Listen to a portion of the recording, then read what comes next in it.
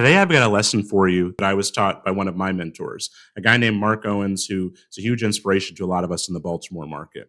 He built up a massive portfolio and was on the front lines of starting to run portfolios like a real business in Baltimore the way that we're doing today. The idea is that when a conflict arises with your tenants or when some sort of point of transition arises with your tenants, focus on what you want to get out of that situation and what you need to do to get to the outcome you want, even if it means letting them be right when they're wrong, even if it means paying them when you've done nothing wrong.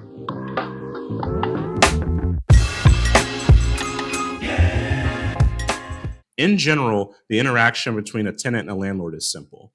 You have obligations to them to keep the property in good condition, and they have obligations to you to pay the rent, and you both have obligations to each other to communicate. Everything is spelled out in the contract. There could be conflict with this, but in general, the main point of friction that arises is when it's time for the tenant to decide and for the landlord to decide if they want that contract to continue. Maybe the tenant isn't paying consistently and the landlord wants them to leave. Maybe living there no longer meets the business case for the landlord, so they don't want them there anymore. Or maybe the tenant just wants to move somewhere else, cheaper rent or a nicer house.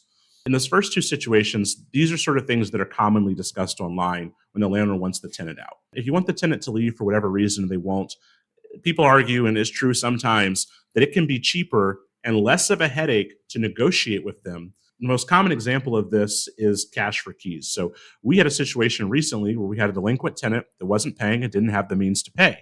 By rights, we didn't need to do anything for them, but we paid for a moving truck and movers and a storage unit. We forgave their debt, and we did a bunch of stuff to get them to leave because they moved out 2 months sooner than they would have had to with a full court process, and it was a house with a $2,500 rent.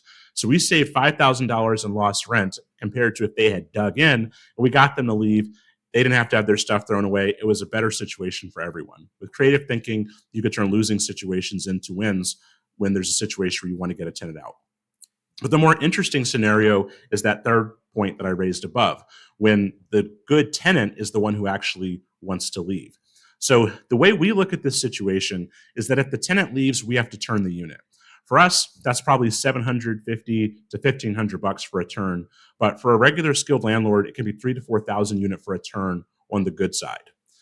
Then there's also the leasing commission, say 1 month of rent, which could be, say, another $1,750 to place the new tenant. So by the time the tenant is turned over, you're going to be out around $3,200. And if you assume just 1 month of vacancy, you're up to about $4,900 in lost money. And that's with a pretty decent turn with minimal repairs. And in addition to that, you now have a new tenant who you don't know, and you don't know how consistently they'll pay or how effectively they will communicate. So that's where the strategy comes in from Mark Owens. Basically, the idea is to consider if there's something that you could do to the house to upgrade the house or to help the tenant that would secure a lease renewal. Most things that you do to secure the renewal would be less than what the turnover would have cost. And if you do it in the right way, you can focus on something that also will improve the future rentability of the house. So here's some specific examples of things we've done to use this strategy. We spent $1,800 putting in a gravel driveway, and that secured a 2-year renewal of a $1,600 a month lease. We spent $750 for a new stainless steel refrigerator that secured a 1-year renewal on a $1,750 lease.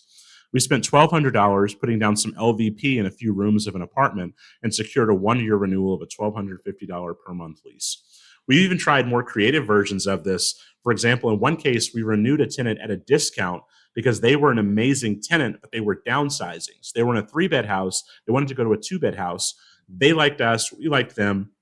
We didn't have a 2-bed house ready for them at that moment, but we knew we would a year from now, or we had the ability to because we can just buy a 2-bed house. So what we did was to keep a great tenant in the property, we reduced their rent by $200 to what it would have been in a 2-bed house for 1 year, and then let them know that we would prepare a house for them for next year that they can move into. So we basically lost $200 a month for 1 year, but that's still cheaper than what a turnover would have been, and it helps us keep a great tenant inside the portfolio, and then we can right-size them once they're proper rent down the road.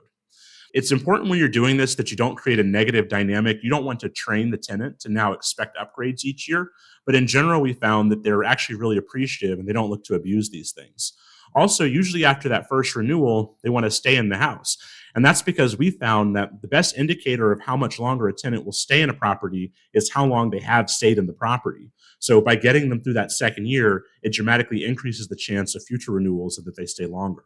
Ultimately, the point is that when it's being decided if a tenant is going to leave your property or stay, it's best to make the decision with no ego. Just focus on what you want to see happen. If it's a good tenant and you want them to stay, then create a path that accomplishes that, even if it means paying out money to do something that you weren't under any obligation to pay. These are specific strategies that have helped us save thousands of dollars in our portfolio, and I hope you can implement them as well and see savings to your portfolio also.